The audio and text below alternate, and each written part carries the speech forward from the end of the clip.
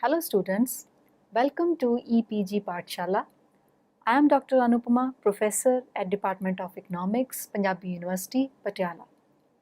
I am going to talk about the module Urban Housing Systems, including home ownership, private renting and public renting from population, urbanization and poverty. So students, we are going to discuss about the affordability of housing facilities and the case of different types of tenure arrangements. Well, housing is a basic necessity. Its accessibility and affordability is crucial to a country and its people.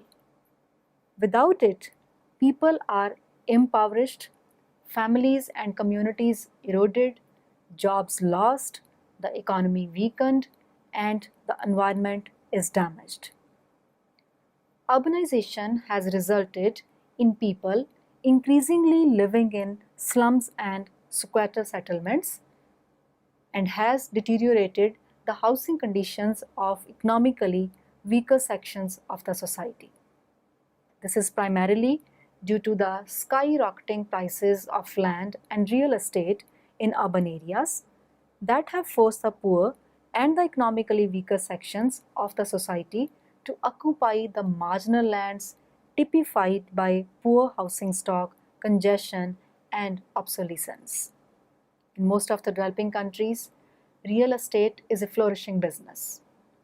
But the private developers primarily target luxury, high-end, and upper mid-housing segment. Since it fetches a premium over low-income housing. This leads to a sustainable supply for this segment, increasing market competitiveness for the developers. On the other hand, the housing for the poor and economically weaker sections is primarily provided by the government for welfare purposes. However, it is insufficient as compared to existing shortage in this segment.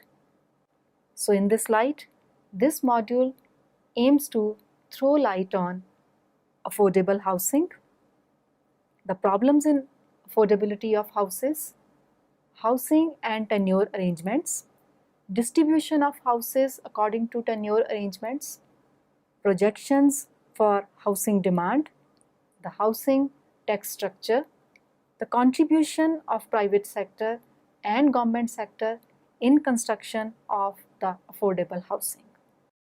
Thus, it is the housing requirements of the lower middle income and lower income groups that are grossly neglected, and there exists a huge dearth in the supply of affordable houses, primarily demanded by this income group. The affordability of housing facilities greatly influence the demand for households of different tenure, that is, how demand is split between owner-occupier, private rented and social rented households. When housing prices are too high relative to the income levels of the individuals, the demand for private renting is higher and rents are also very high. The need of government housing would further increase. Thus, the affordability is as important as the availability of houses. Therefore, here it is important to understand the concept of affordability. Affordable housing.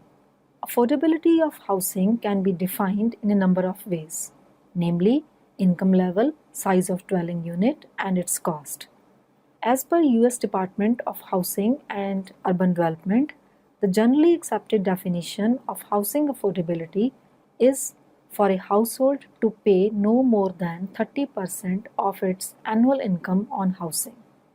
Families who pay more than 30% of their income for housing are considered cost burdened and may have difficulty affording necessities such as food, clothing, transportation, and medical care.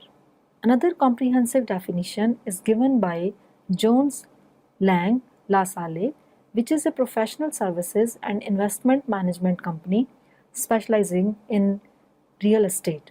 According to this definition, the affordability of a household not only encompasses the cost of housing, and income of the persons willing to buy, but also upon the availability of basic amenities, the cost of maintenance, as well as the location of the house. While most definitions look at the affordability in terms of area and cost, the provision of basic amenities such as sanitation, adequate water supply, and power to the dwelling unit is also crucial. Also, provision of community spaces and amenities such as parks, schools, and healthcare facilities, either within the project or in the neighborhood, are desirable depending upon the size and location of the housing project. Besides, an affordable housing project should be located within reasonable distances from workplaces and should be connected adequately through public transport. If housing is developed very far away from major workplace hub in a city or entails expensive transport cost to the city, whilst price of the residential unit might be low due to lower land cost, the housing plus transportation cost would be higher and the affordability is greatly affected. Thus, we have observed that a number of other related factors affect the affordability of housing in urban areas. But there is no doubt that the cost of housing in shape of rental or monthly payments, along with the level of income, has most important role to play. The relationship between income and affordability for various income groups follows a non-linear trend. The cost on food, non-food essentials, and house rent form a significant proportion of income for lower income groups. As we move towards higher income levels, the rise in cost do not increase at the same pace. Disposable surplus income, which is often used to purchase a new house, drops significantly at lower income levels and is higher at higher income levels. This can be observed from figure 1. The figure shows that the people of higher income levels can better afford to purchase new houses owing to higher disposable surplus incomes. In a report by Jones Lang LaSalle on Indian housing also emphasized that disposable surplus is highly sensitive to incremental change of expenditure.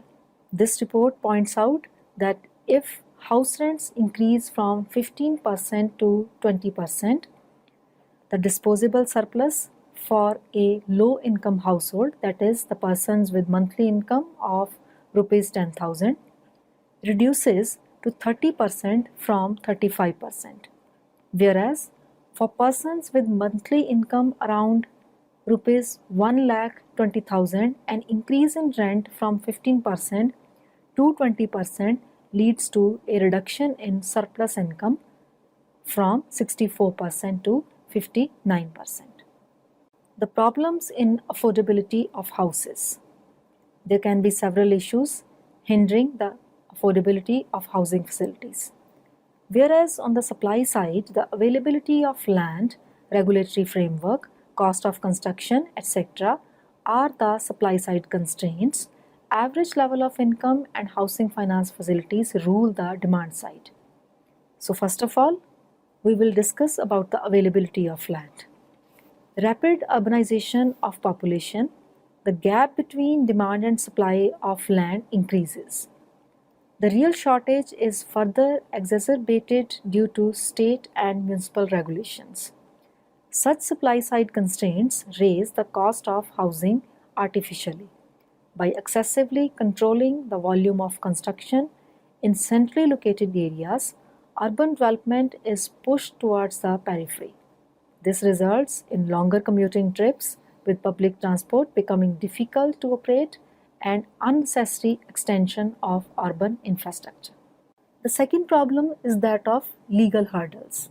For housing market to develop at full potential, strong protection to property rights is essential, which needs a supportive legal system. Non-transparent laws and bureaucratic hurdles often lead to inefficient market with significant disadvantages to buyers. The procedural delays in registration and transfer of ownership, mapping of land, and other related sanctions often add to already high unit prices of land. This severely affects the affordability of houses, particularly in low and middle income scenarios of the society. The third issue is related with cost of construction. Though the cost of land is very important, yet the construction cost also has a significant share in the price of affordable housing. Hence, it becomes important that costs are minimized for construction of low-income housing, taking due care of the strength, safety, and quality of the structure along with the provision of basic amenities. Minimizing the cost of construction has assumed even more importance in today's world as the cost of construction has significantly increased all around the world due to appreciation in prices of construction materials such as steel, cement, as well as cost of labor. The fourth problem is related with access to finance.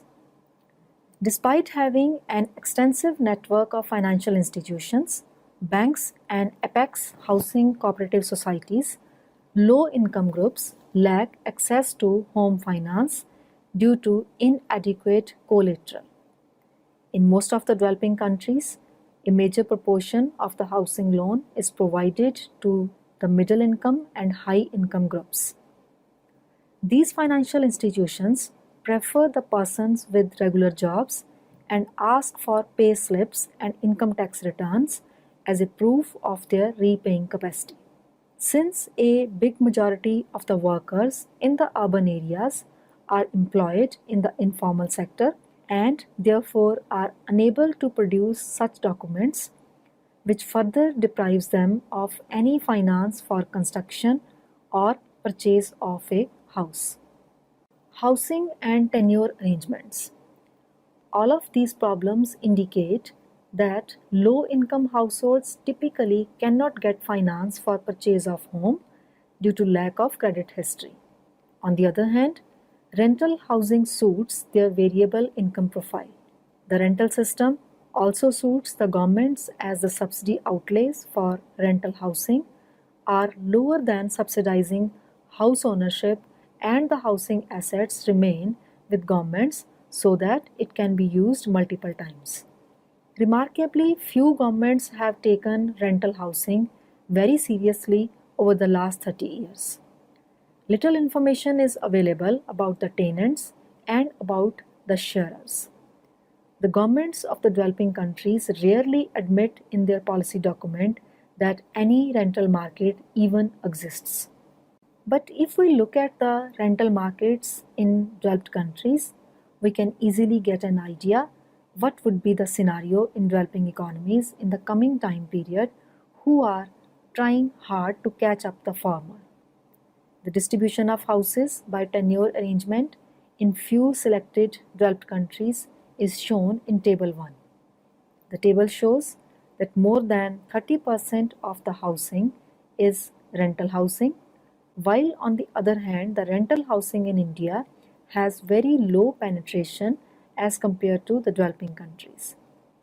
Table 1 further elaborates that out of the social housing stock, the relative share of the pure public sector and that of the profit and non-profit organizations are country specific.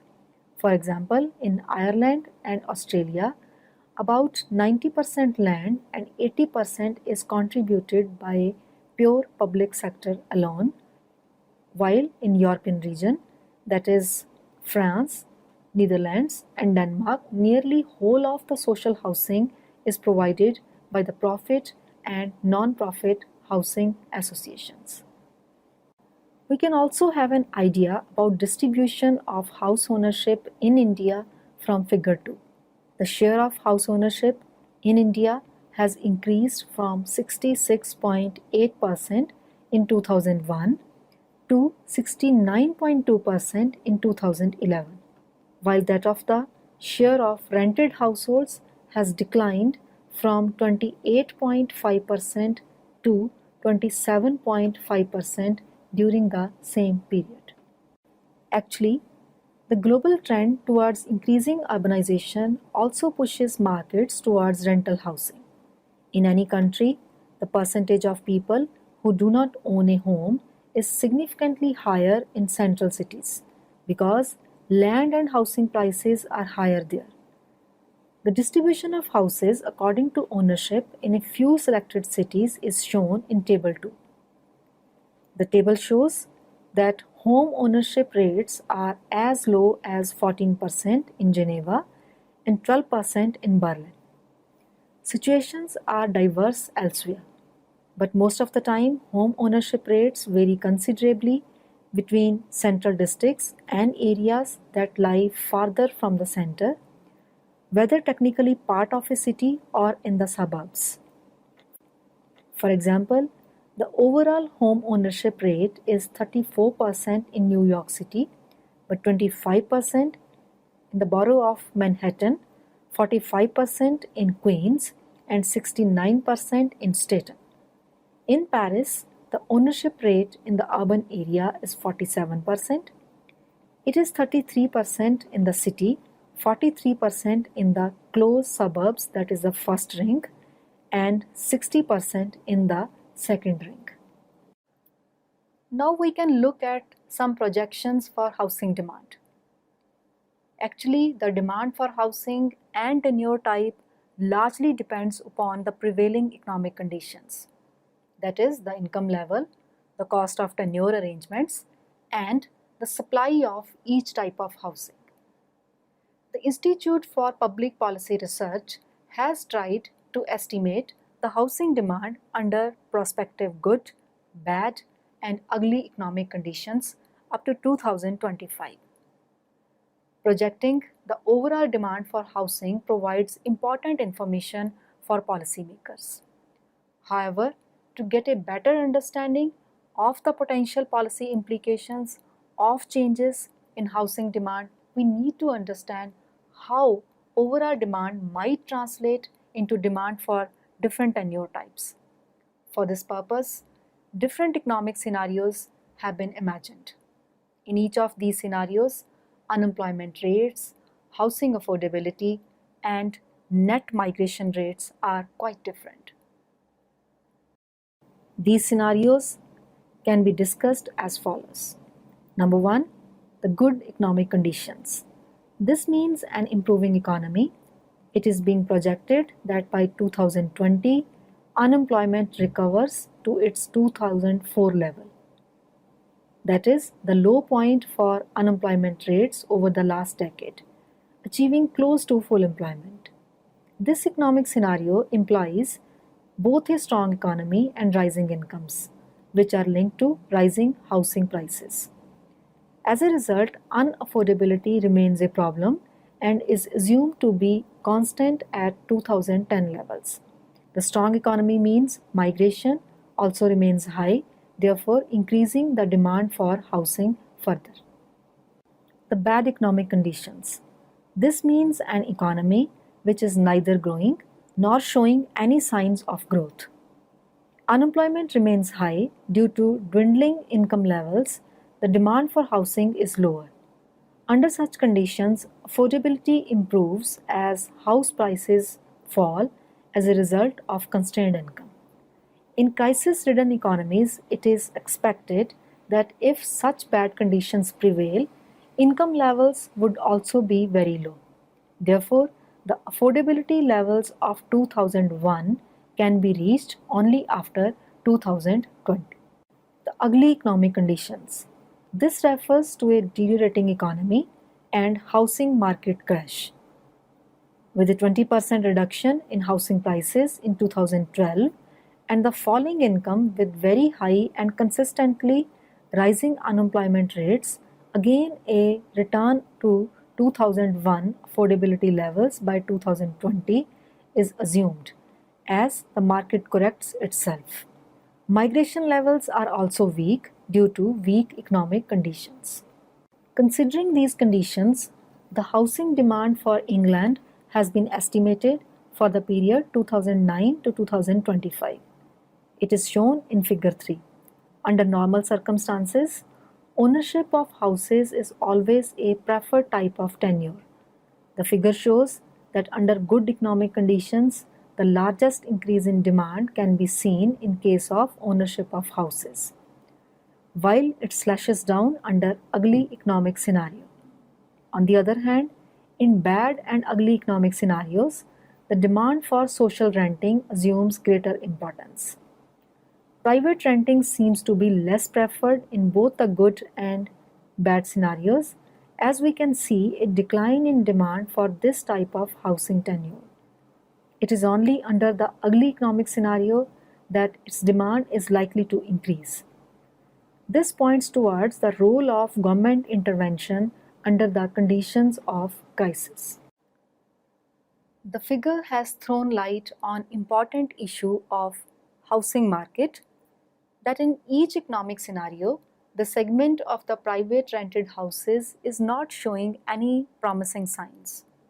Actually, while investing in a property, the investors weigh the cost and returns on the property with other investment alternatives, which largely depend upon the prevailing rates of return and the rate of taxation. In most economies, real estate in general and rental housing in particular is often heavily taxed. Owner-occupied main residences often receive benefits and tax subsidies which are superior to those of rental housing. This is one way in which governments encouraging home ownership. Few countries are perfectly tenure neutral. The best example is Switzerland. In Switzerland, imputed rents, the estimated rental value of the unit, are treated like rental income. In other countries, whether the tax burden is too heavy or is perceived as such, investors try to find alternative ways of earning returns on their capital. Individuals or small owners might not have the option of funding alternatives. Instead, they can find ways to keep their properties out of the formal rental sector. Moreover, in many emerging countries, the choices offered to the institutional investors are quite limited. They are even more limited for the individuals.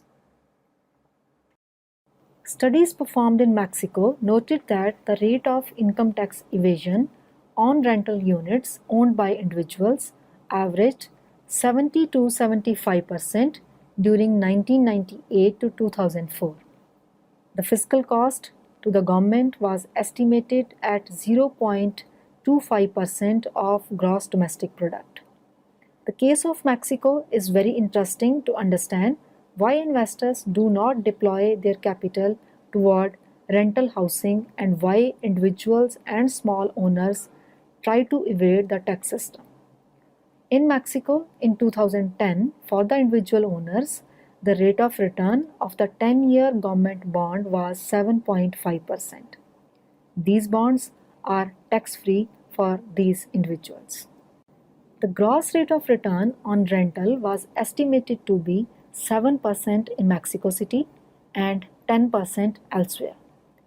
Assuming that current expenses reduce this return by 25% and that tax rate is 22.5% of gross income or 30% of net income, the after-tax rate of return is 3.67% in Mexico City and 5.25% elsewhere. Thus, the rate of return from rental housing is lower than the return on government bonds.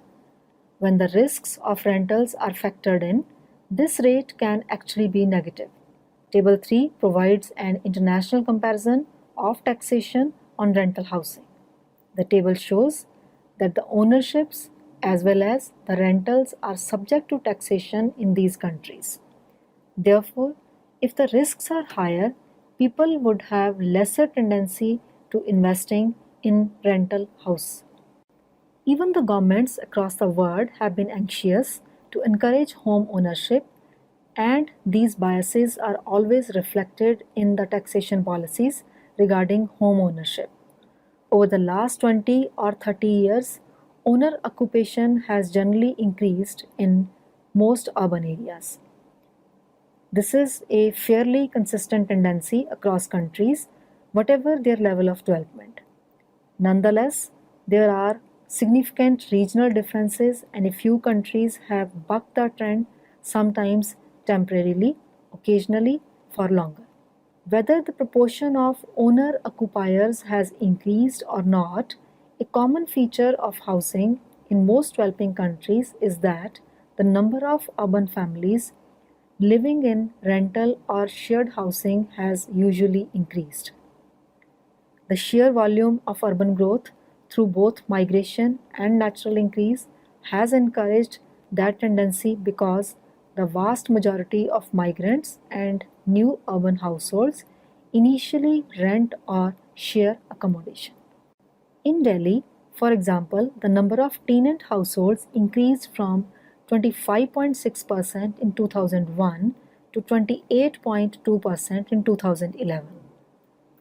In many countries, even in cities where the proportion of non-owners has been in rapid decline, the pace of urban expansion has often led to a considerable increase in the absolute numbers of non-owners.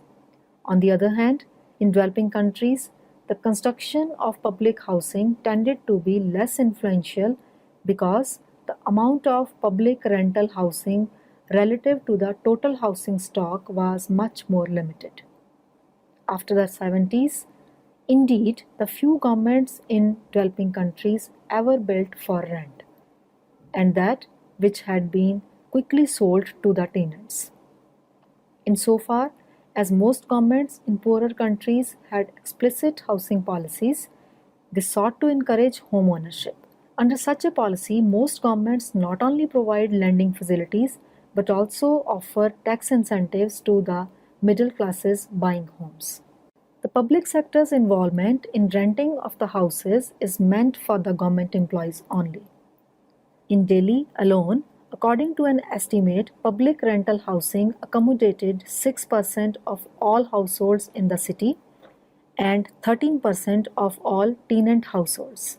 In different countries, we can find the different proportions of public sector renting of houses to professionals and the economically weaker sections. In most of the developing countries, actually, the government is expected to assist in owning the house rather than in renting systems. All the studies on affordability have actually shown that ideally the government assistance should come in shape of subsidies in owning a house. For example, a study by McKinsey Global Institute on affordability of housing in India has shown that out of the total demand for 37.9 million affordable housing stock, the government is expected to construct 23.4 million, that is 61.74%, and out of which only 7 million are meant for rental purposes. This distribution of affordable housing is shown in figure 4. The figure also shows the tendency of the private sector towards lesser investment in the houses meant for rentals as compared to the ownership. Out of 14.5 million affordable houses to be built by the private sector, only 4.4 million are meant for rentals and a bigger proportion, that is 10.1 million, is meant for ownership purposes. This shows that still the governments as well as the private sector has been focusing upon the houses to be built for the persons who are willing to own them. So students, let us sum up what we have learned from this module.